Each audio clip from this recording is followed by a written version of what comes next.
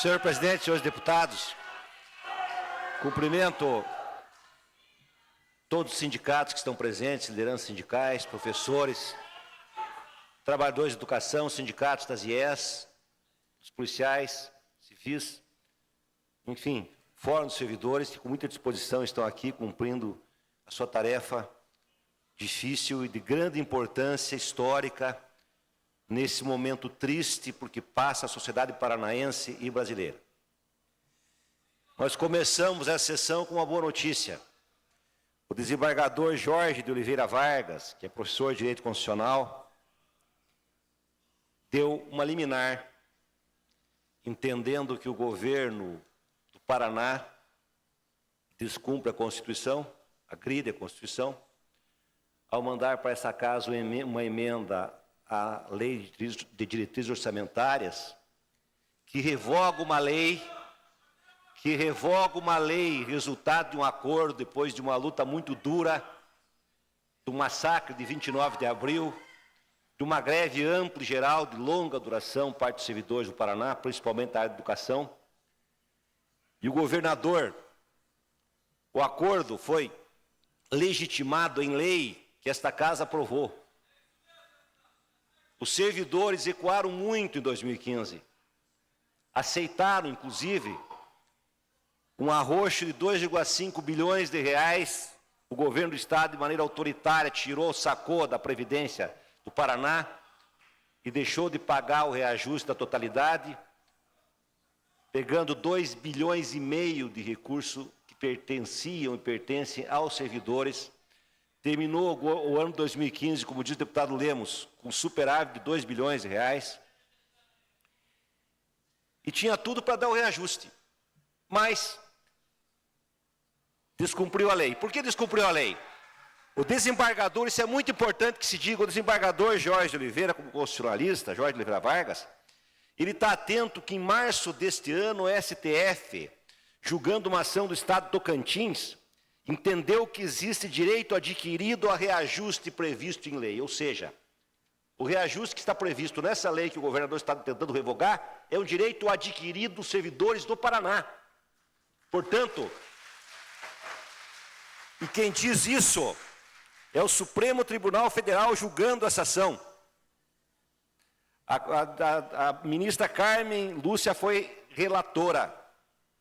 Só que, claro, esse processo no judiciário, a ação entrou em 2007 e foi julgado em 2016. Aí o nosso medo do judiciário.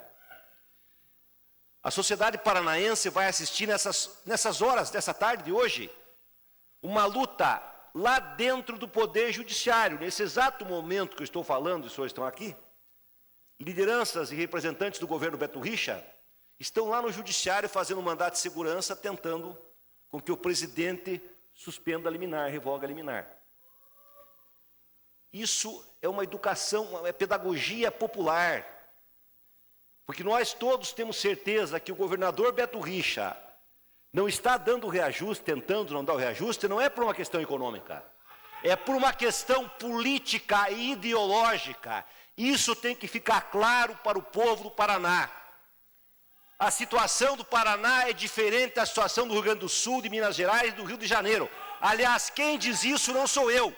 Quem disse sempre isso quando veio nessa casa foi o todo-poderoso senhor Mauro Ricardo. É ele que disse isso. Que a economia paranaense está muito bem, são os números que dizem. E o governador teve uma decisão política com as suas lideranças já em meados desse ano, quando preparou uma articulação com sindicatos patronais, inclusive pequenos sindicatos, que se reuniram, escolheram o servidor público paranaense como grande bode expiatório da crise brasileira e mandaram e-mails para todos nós, deputados, que estava na hora desse momento de crise nacional, dos servidores públicos do Paraná cumprirem seu papel e também serem sacrificados. Deputado, pede que Vossa Excelência passe a usar o horário do grande expediente por 15 minutos. Essa decisão é claramente uma decisão política e ideológica. Política no sentido que permite o governo projetar uma gestão da forma como ele sempre quis. economizando as despesas correntes nas costas das pessoas mais pobres e dos servidores, e usando o recurso que sobra para as parcerias público-privadas da forma que ele aprovou nesse plenário, coisas absurdas, e as questões que todos nós conhecemos, as denúncias que existem contra o governo e assim por diante. E é ideológica, porque ele entende que nós vivemos no Brasil um momento em que os setores à direita do espectro político acham que não tem mais adversário eleitoral a curto e a médio prazo, na medida em que uma das forças mais importantes está sendo aniquilada. E nós todos estamos vivendo esse episódio triste do país.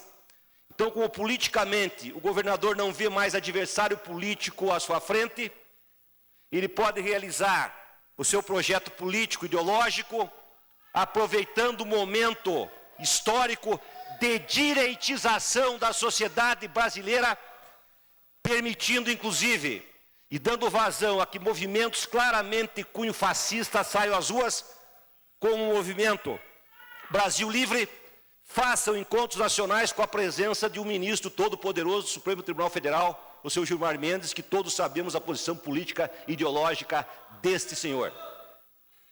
Isso significa que nós estamos num período de luta duro, que abrange amplos setores do Poder Judiciário, Legislativo, Executivo, organizações sindicais, movimentos populares, movimentos de direita, movimentos de reforma agrária, distribuição de renda, movimentos de moradia.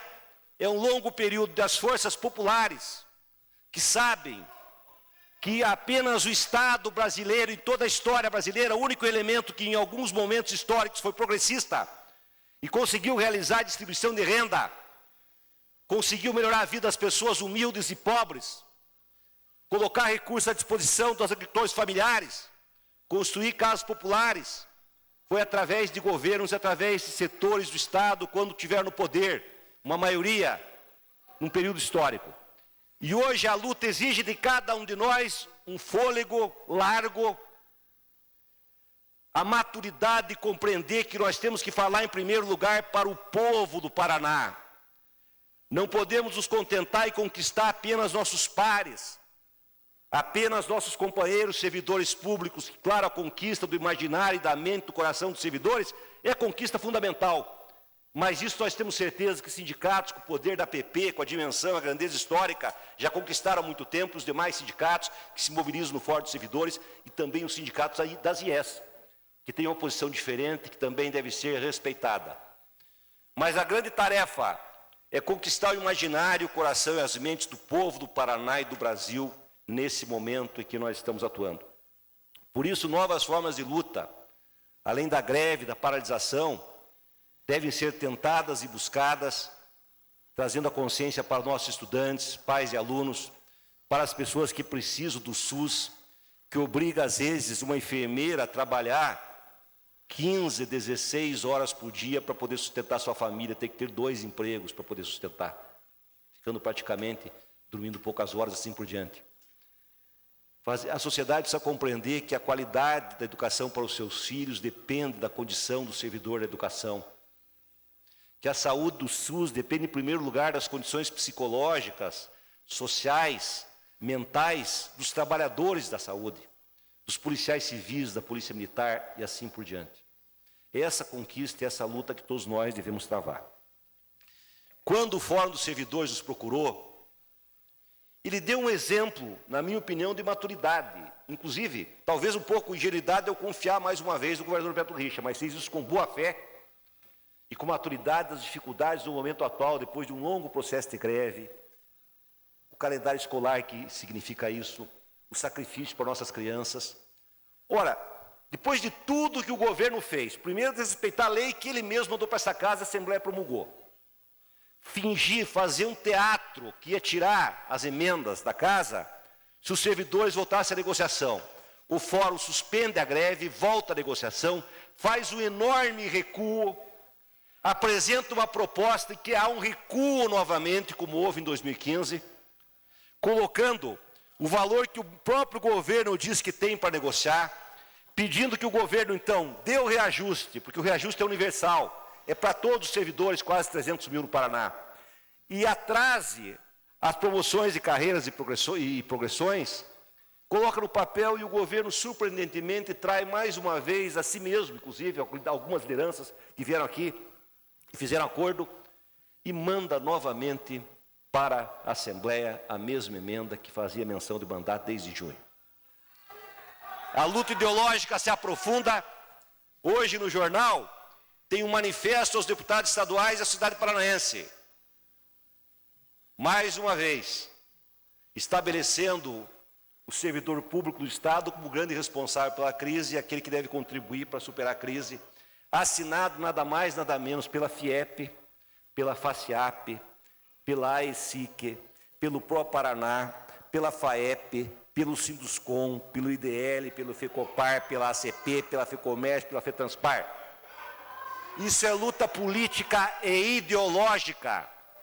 E as forças populares devem compreender isso e se fortalecer, porque se o governo, contra a nossa vontade, conseguir agora que o presidente do Tribunal de Justiça revogue a liminar dada pelo desembargador Jorge Oliveira, se infelizmente essa casa não tivermos força para apresentar um requerimento de 18 assinaturas, poder votar essa emenda e rejeitá-la, com a maioria dos deputados, o governo vai ter uma vitória, mesmo contrariando a Constituição.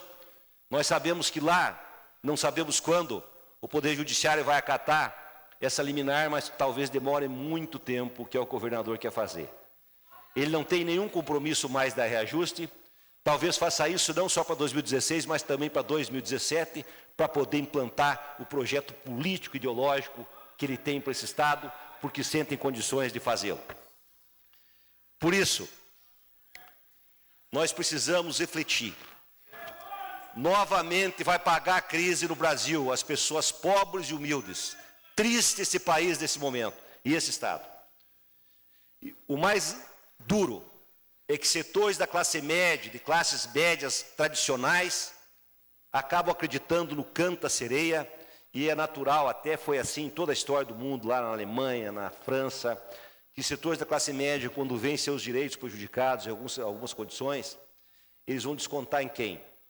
No mais pobre, no mais humilde, no imigrante, no operário que ganha mínimo, nas pessoas que ganham Bolsa Família, porque entende, esse é o mal, eu estou perdendo direito, perdendo poder, porque aquelas pessoas estigmatizam as pessoas mais pobres, a triste lei da estigmatização da vítima, a vítima acaba uma mudança ideológica transformando no responsável pela própria tragédia e não os seus algozes históricos.